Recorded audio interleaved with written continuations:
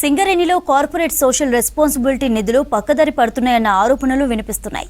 సాధించిన లాభాల్లో సింగరేణి ప్రభావిత ప్రాంతాలకు 80%, ఇతర ప్రాంతాలకు 20% నిధులు కేటాయించాలని సిఎస్ఆర్ గైడ్ లైన్స్ పెట్టింది.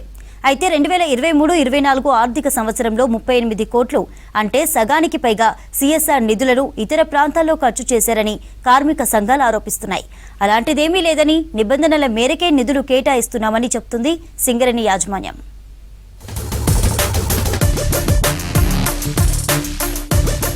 సింగరేణిలో సిఎస్ఆర్ నిధులు దుర్వినియోగం అవుతున్నాయని ఆరోపణలు వస్తున్నాయి. ఉమ్మడి ఆదిలాబాద్, కరీంనగర్, వరంగల్, ఖమ్మం జిల్లాల్లోని 12 నియోజకవర్గాల్లో సింగరేణి గనులు విస్తరించి ఉన్నాయి. వీటి పరిధిలోని సింగరేణి ప్రభావిత ప్రాంతాల్లో 80%, ఇతర ప్రాంతాల్లో 20% సిఎస్ఆర్ నిధులు వినియోగించాల్సి ఉంటుంది. కానీ నిబంధనలకు విరుద్ధంగా ఇతర ప్రాంతాల్లోనే ఎక్కువ శాతం నిధులు ఖర్చు పెడుతున్నారని ఆరోపిస్తున్నారు యూనియన్ లీడర్లు.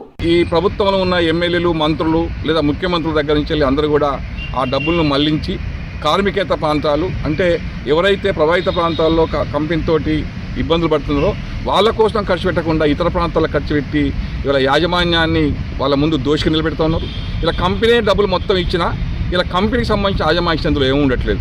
ఎమ్మెల్యేలు, ఎంపీలే దాని పెద్దను చెలాయించి కలెక్టర్ ద్వారా ఇతర ప్రాంతాలకు ఖర్చు పెట్టడం వల్ల ఎప్పుడైనా కంపెనీ అవసరాల కోసం ఆ ఊళ్ళలోకి వెళ్ళినప్పుడు ఉత్పత్తికి ఆటంకం కల్పిస్తున్నారు.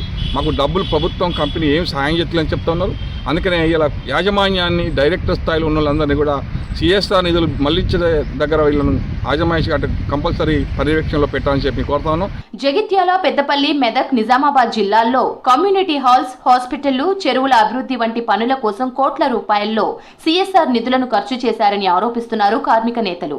80% సిఎస్ఆర్ నిధులను సింగరేణి ప్రభావిత ప్రాంతాల్లో ఖర్చు చేయాలన్న నిబంధనలు ఉంటే అందుకు విరుద్ధంగా ఇతర ప్రాంతాల్లో ఖర్చు చేయడం ఏంటని ప్రశ్నిస్తున్నారు.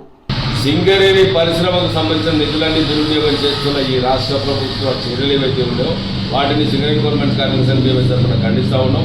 మా సింగరేణి ప్రాంతాలకు సంబంధించిన క్వార్టర్స్ నిర్మాణం కానీ, వాటర్ ఫెసిలిటీస్ కానీ, కార్మికులకు సంబంధించిన సంక్షేమానికి ఖర్చు పెట్టవలసిన పైసలు ఇవాళ ఎక్కడో జగిత్యాలకు సంబంధించింది, నిజామాబాద్కు సంబంధించింది, మహబూబ్నగర్కు సంబంధించింది, ఇక్కడిక్కడిక్కడి జిల్లాలకు సింగరేణి ఇతర ప్రాంతాలకు తరలిస్తూ ఉన్నారు.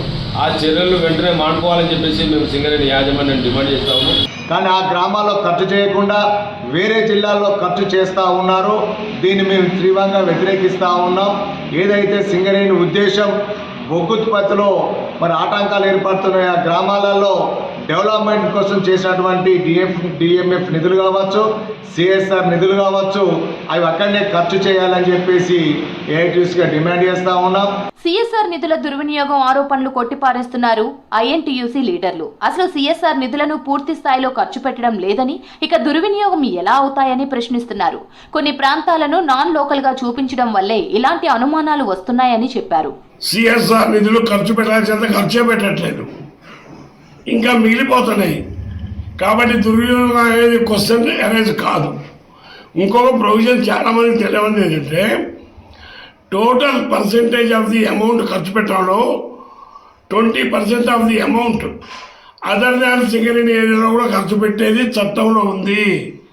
చాలామంది ఏమనుకుంటారంటే మొత్తం సింగరేణి ఏరియాలో పెట్టాలనుకుంటారు. చట్టంలో ఉన్న ప్రొవిజన్ ప్రకారంగా 20% టోటల్ నిధుల్లో వేరే ప్రాంతాల్లో ఖర్చు పెడితే అది మాకు పెట్టట్లేదు, వేరే ప్రాంతాల్లో పెడతారని అపోహలో ఉన్నారు. అది వాస్తవం కాదు.